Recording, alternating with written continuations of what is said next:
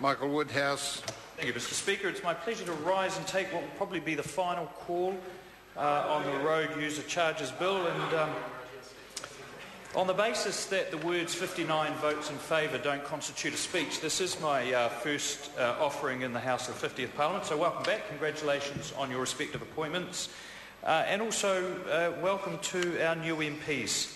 4 more maiden speeches today, 4 fairly solid offerings, I thought, from the Labour members, and I want to particularly acknowledge parliamentary colleague from Dunedin North, Dr David Clark, who I know, despite our political differences, will work extremely hard for the city of Dunedin, and I look forward to working with him. I have a new role, Senior Whip, and I'm looking forward to the challenge that is, and I must just make a little point about my colleague Melissa Lee. She was not on the Transport and Industrial Relations Committee last year.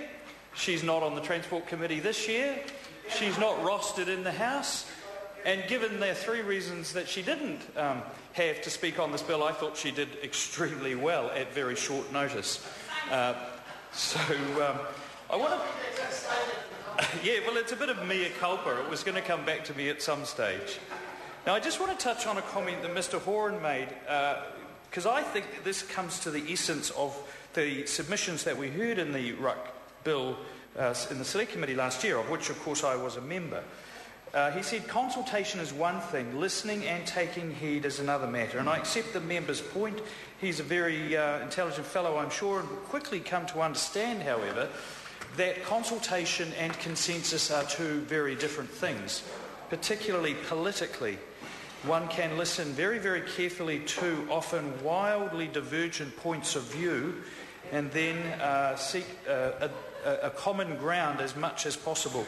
But certainly in the road transport industry and in this bill, that was absolutely the case. And I think if there was any example of that, it was in that cold July morning in 2008 when I was standing in the Octagon watching the amazing sight of a number of trucks rolling round and round and stopping traffic because of their concerns about the lack of consultation that was then perceived to be the case. And I do appreciate Mrs King coming to the House and talking about those experiences, but I want to respectfully disagree with her about what the trucking industry were most upset about. Nobody likes a price increase, but they were prepared to accept it. What they did not appreciate was the fact that they were told they were going to be given notice, and they weren't. And they weren't because the Minister of Transport, Mrs King, at the time, the previous year, gave the industry 3 days' notice. And horror of horrors, the trucking industry and the people who needed to purchase road user charges did the rational thing. They went out and they purchased $30 million of charges. Well, I see no harm in that, Mr Speaker, and I am from that age where we, as children, listened around the radio to the budget presented in the 1970s by the Right Honourable Sir Robert Muldoon, who was also Minister of Finance, and it was the smokes and the petrol, wasn't it? It was done on a Thursday night, I think, in those days. And I can tell you that by the time he got to the amount of excise that was going to be applied onto fags, it was straight down to the supermarket. We didn't have many supermarkets in those days. They were the dairies, and the service stations filled up. But here's what happens when Ruck is paid in that way. The Crown has $30 million more in the bank, earning interest for money that they would not have got. So yes, there is an offsetting implication to the fact that the prices are going to go up and people buy early. That's the normal, rational thing that people would do. But the thing that got people most upset was the fact that they were told one thing would happen and another thing happened. Now, I want to then elaborate on that point because of the criticisms that Mrs King made, completely irrationally, about the lack of notice period in this bill. Well, she clearly hasn't read it. She wasn't on the Select Committee. Her colleagues, Ms Fenton and the others in the Transport and Industrial Relations Committee from last year, could have enlightened her but didn't.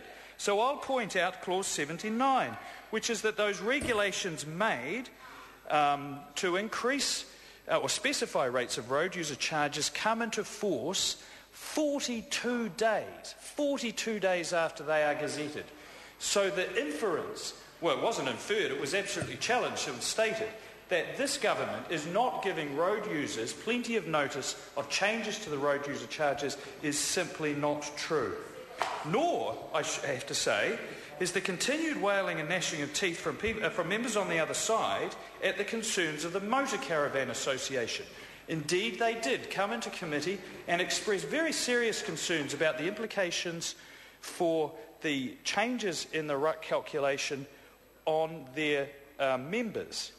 Their concerns were completely wrongly placed. The officials of the Ministry of Transport worked with the Motor Caravan Association to alleviate those concerns, and largely they have gone away, except for the people who were listening to the debate in the committee stage and in the third reading tonight, who will be completely confused. Well, I want to give them the assurance that these 270-something% increases that are going to come are not accurate, because of the baseline is going to be recalibrated once the move from nominated weight to gross weight is brought in. That in itself is going to be much more administratively efficient.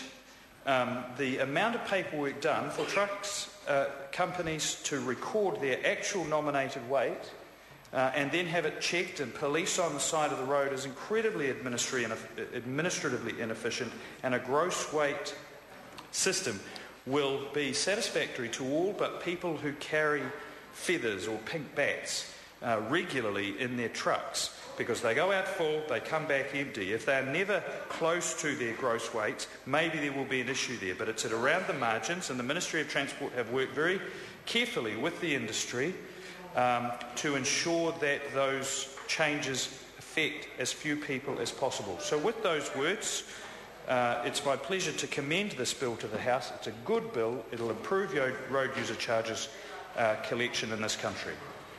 The debate has now concluded, so the question is that the motion be agreed to. Those of that opinion will say aye. Aye. Contrary, no. The ayes have it. Party vote. The clerk will conduct a party vote. New Zealand National. 59 votes in favour. New Zealand Labour. 34 votes in favour. Green Party. 14 votes in favour. New Zealand First. Votes opposed. Māori Party. Votes in favour. Mana. 1 vote in favour. ACT New Zealand. 1 vote in favour. United Future. 1 vote in favour.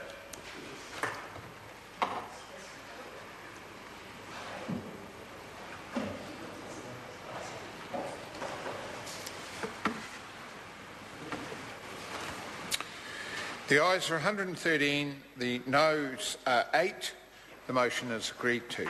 Road User Charges Bill, third reading. Call on Government Order of the Day number 2. National Animal Identification